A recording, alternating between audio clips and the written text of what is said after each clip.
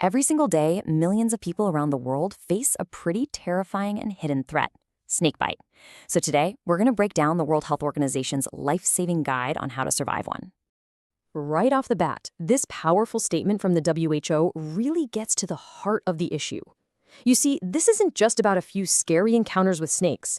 We're talking about a massive public health crisis that goes almost entirely uncounted. The epicenter of this whole crisis is really in regions like Southeast Asia. I mean, think about it. You've got high population density, tons of people working in agriculture, and of course the presence of numerous venomous snakes, like this spectacled cobra. For them, the risk is a daily reality. So to really wrap our heads around the scale of this, we need to stop seeing it as just some random danger. It's actually a systemic problem that hits the very people who grow our food the hardest. And this is a really key insight from the WHO. Thinking of snakebite as just a random accident completely misses the bigger picture.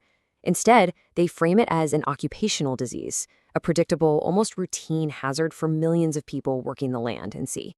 Well, that leads us to the most effective strategy of all. How do you prevent a bite from happening in the first place? Because, let's be honest, the best way to survive a snakebite is to never get one. The WHO really emphasizes simple practical steps here. It's all about making your home and the area around it way less inviting for a snake. That means getting rid of their hiding spots, like piles of trash, and their food sources, like rodents, that are attracted by livestock or poorly stored food. And really, it all boils down to these three crucial habits you can adopt. Always use a light at night, sleep safely up off the ground with a net, and wear protective footwear. I mean, these aren't complicated, but they can dramatically reduce your risk of a dangerous encounter. And check this out, because it perfectly illustrates the power of that advice. This public health poster from India isn't just a suggestion, it's a proven lifesaver. Community education campaigns just like this have been shown to significantly decrease snake bites just by making these simple habits common knowledge. It really works. Okay, but what if, despite all the precautions, a bite actually happens? This next section is absolutely critical because what you do in those first few minutes can make all the difference. And a lot of the common wisdom actually does more harm than good. What's really striking here is just how blunt the WHO is. They're not just suggesting alternatives. They are flat out warning that many of the traditional first aid methods we all think we know are actively dangerous and you have to avoid them. And this just lays it out perfectly. Forget all those Hollywood scenes of cutting the wound and sucking out the venom, or tying on a super tight tourniquet. No, the WHO's advice is basically the opposite. Reassure the victim to keep them calm, apply a pressure pad, keep the limbs still, and most importantly, get to a hospital immediately. So at the end of the day, first aid isn't about curing the bite, it's about buying time. The goal is just to slow the venom's journey through the body and get that person to professional medical care as fast as you possibly can. The mantra is simple: stay calm, stay still, get help. All right, so you've made it to the hospital. But the journey isn't over yet. Now we need to understand the science behind the one and only effective treatment that can actually reverse the effects of snake venom. So to understand the cure, you've got to understand the weapon. And as this dissection shows, it's pretty incredible.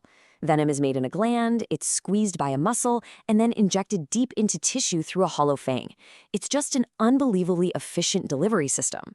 And once it's injected, wow, that venom is absolutely devastating. Depending on the snake, it can be hemotoxic, which means it stops your blood from clotting and can cause uncontrollable bleeding, or it can be neurotoxic, paralyzing your muscles, including the ones you need to breathe.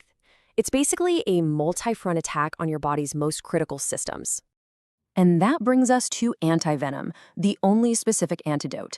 This is an essential medicine. It's made of antibodies that are literally designed to hunt down and neutralize the venom molecules in the victim's body. It is a true lifesaver. But, and this is a big but, it's not a magic bullet for every single bite. In fact, believe it or not, up to half of all bites from venomous snakes are actually dry bites, where no venom gets injected at all. And because antivenom has its own risks, like allergic reactions, it should only be given by doctors when there are clear signs of envenoming. So let's put all this together and zoom out to the bigger picture. Snakebite is a massive problem, absolutely. But the key takeaway here is that it's a solvable one. A huge part of the solution goes right back to that first slide we saw. To solve a problem, you have to be able to measure it, right? So the WHO recommends making snakebite a notifiable disease. That just means requiring official reporting for every single case, which would finally give us the accurate data we need to actually allocate resources and track our progress. Which leaves us with this final, really provocative thought. If snakebite is a predictable risk for millions of agricultural workers, should we stop treating it like some random act of nature and start recognizing it for what it is, a global occupational disease? Reframing it that way, well, it changes everything. It implies a duty of care, a focus on workplace safety, and a real systemic solution to a problem that's been hidden in the shadows for way too long.